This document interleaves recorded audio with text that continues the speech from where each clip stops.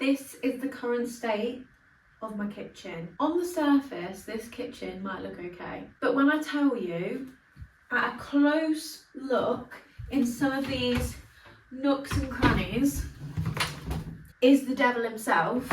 I'm not exaggerating. This place is pretty grim, means it's time for a kitchen deep clean and reset. Today we are getting down to the nitty gritty bits and bobs in the kitchen. So we are going to be doing the microwave, the air fryer, the stove, the oven, the washing machine, the sink needs a deep clean. So come along with me and let's get cleaning. Okay, starting in the real grimy places today with the bin. I actually broke our bin recently, so we need a new one. I want maybe a dual one so I have space for my recycling as well, but we're just starting by clearing the space and taking out the bins.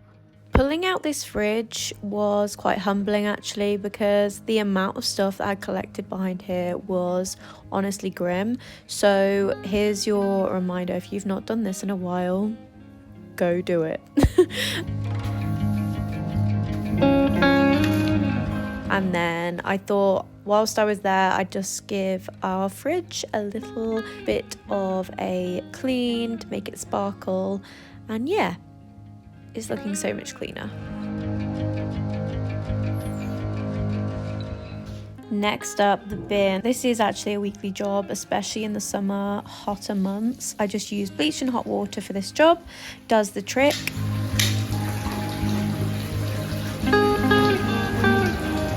I actually used this handy little mitt that I picked up from B&M. I recently got a few new nifty cleaning products like this and tools, so if you're interested in seeing that, go and see my Home Bargains and B&M haul and cleaning cupboard organisation video. I think that went out a couple of weeks ago, but I got some really good finds.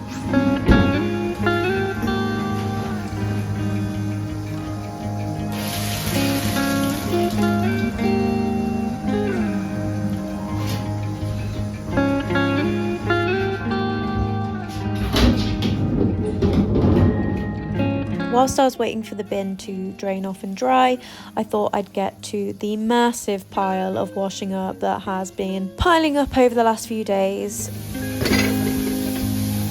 This is my least favourite job ever, and in our next place, the only thing I want is a dishwasher.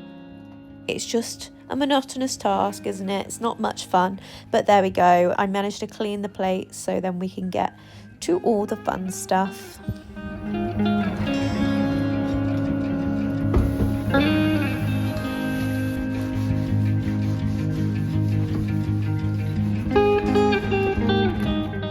And now for what you've all been waiting for, the gross bits, the deep cleaning section of this video. We are starting by taking the air fryer apart, and before you judge me, we've all been there. If you have an air fryer, you know it just gets to this point really quickly. So here I am using the Sif, which is a main character in this video, I must admit. It's just great at cleaning everything. So I just went in with a normal dish sponge to begin with, just to get the majority of the grime off. These things are basically bulletproof and really cheap, so I like to sacrifice these sponges before going in with my nicer cloths and so on. And then going in with my new favourite cleaning product. This is what's known as a dust cloth.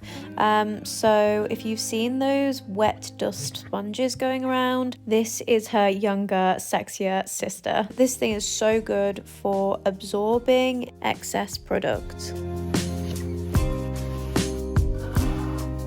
Then I needed to get into some of the nooks and crannies, and I've seen this hack all over TikTok and I wanted to give it a go, and I was actually quite pleasantly surprised about how it could get the gunk out of the smallest places.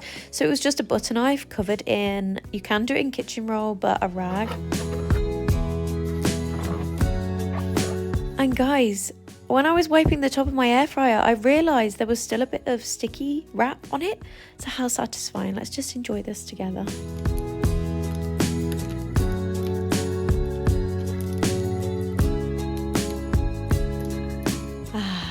How satisfying. And then it was time to get behind that bad boy. Look at all like the yellow stainage and gross stuff that was behind there. Ugh.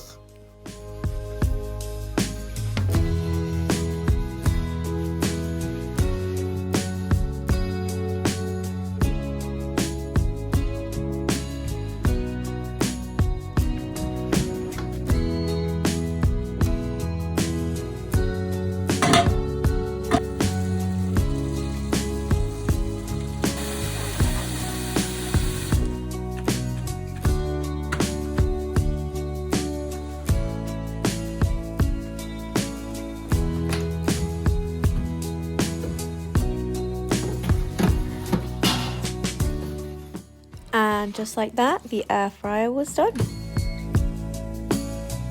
Okay, then moving straight onto the microwave, the same process again. Starting with Cif on a dish sponge and scrubbing it down and then going back in with that dust cloth. It really is an unbeatable process. The microwave we don't use that often, so actually was in a much better state than the air fryer, thank goodness.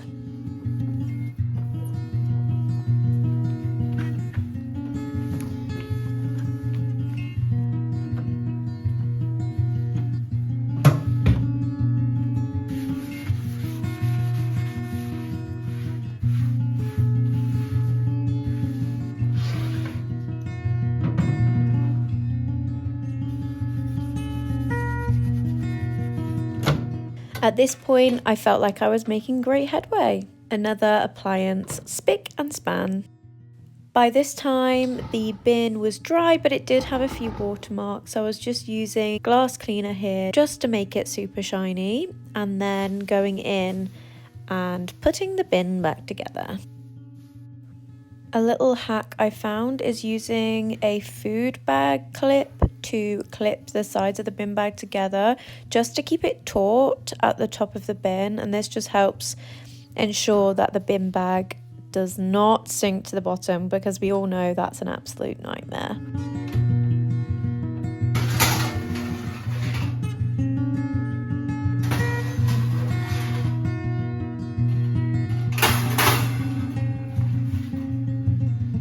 Okay, now onto the oven. I'm using my Cif again. I told you we were going to be seeing a lot of her, and the same old process.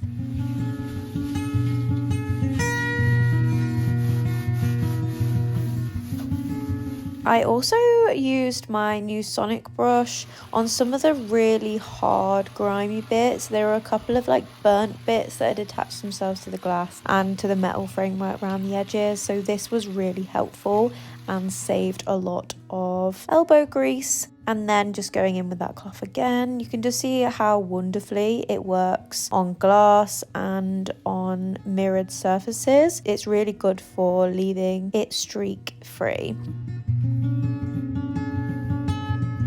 And then I realised I could take my oven to bits. So I haven't actually done this before. So this was very exciting for me. Once I figured out how to take it apart, I was a bit worried I wasn't going to know how to put it back together. But it was actually super easy, and would definitely recommend getting in between the layers of glass.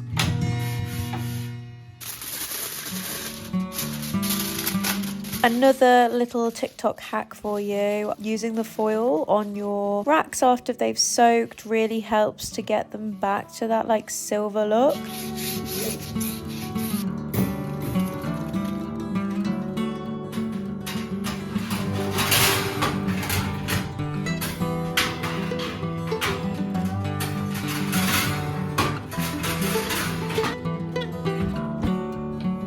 I think I was most excited to clean the hob. I started by clearing the space, taking off the racks and letting them soak. And then I did just want to show you the absolute abomination that was my hob before.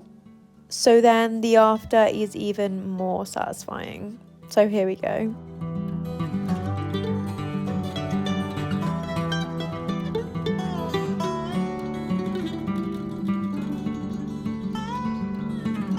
You should know what this is by now. Going in, taking the tops off the hob and scrubbing it down. Oh, this was so satisfying. Probably my favourite bit of today's clean. Using that sonic brush with the narrower head was great for getting all the gristle off the little parts of this.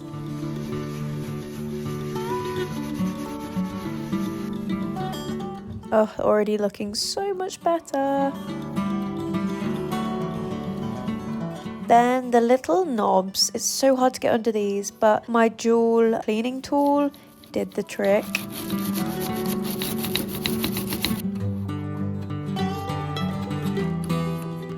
And once these had soaked and they'd had a bit of a scrub, they were looking better too. Not 100% clean, but much better. Then I looked up, oh my goodness, if you're not cleaning your extractor fan, you need to be, because this thing gets covered in grease and dust so quickly. So I started off by cleaning the top and then taking the extractor fan filter out, giving that a scrub with fairy liquid and a sponge in the sink did the trick really easily. This is just really important for ensuring the longevity of your extractor fan. Honestly, this will make it work so much better.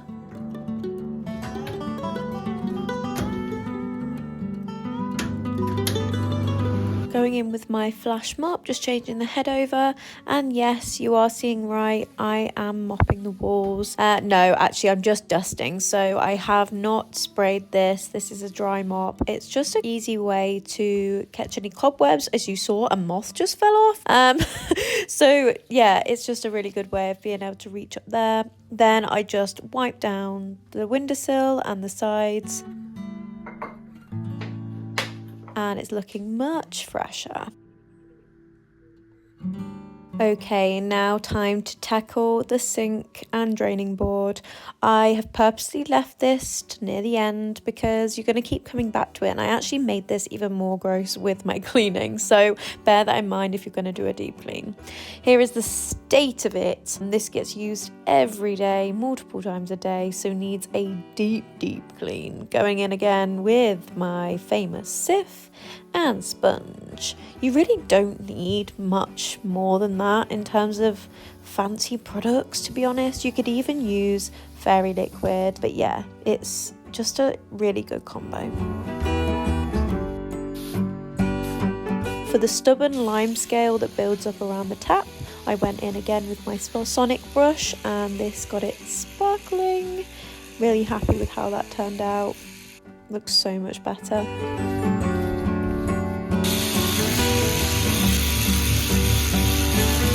For the plug hole, I went in with the wire side of the dual tool, and this got that kind of rust stain off so well. And then to finish off, we needed some plug hole unblocker. It was definitely time to do this because I found that the sink was getting quite slow to drain and there was a bit of a smell, so I'm hoping that should clear that up. Then just the finishing touches, so wiping the sides and all the cabinets, and then getting onto the floor and sweeping that into a pile before mopping that too.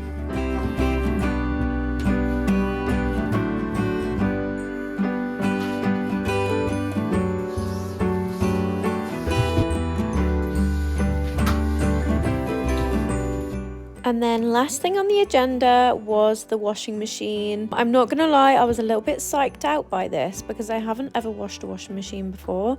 So this is me on a first try. I did do a bit of research and saw that white vinegar is the best thing to use, especially as you can see a buildup of kind of mildew mold in the top compartment, but also under the rubber lip. Please do comment down below because I would love to learn a little bit more about how to properly clean the washing machine. I've also seen it's good to put the washing machine on a self-clean. So I bought the Velosa washing machine cleaner in Cotton Fresh scent, and I just poured 125 milliliters into the jug as it says, and put this into the soap dispenser part, and then put it on the hottest cycle. So I couldn't see a self-clean cycle, so I put it on the hottest cycle I could, and it honestly smells so much better now. I've not done a wash since, so I can't say if it affects the clothes, but I can say that it is looking and smells a whole lot fresher. This place is looking so much better. Spick and span, clean, a real reset, deep clean. Even though it took a little while, I'm so glad that this is one deep clean checked off my list. I'm going to leave this video here. If you have enjoyed this video, then please remember to like this video, leave any comments you've got below, and if you're new here, of course, please do subscribe. And until next time, ta-ra for now.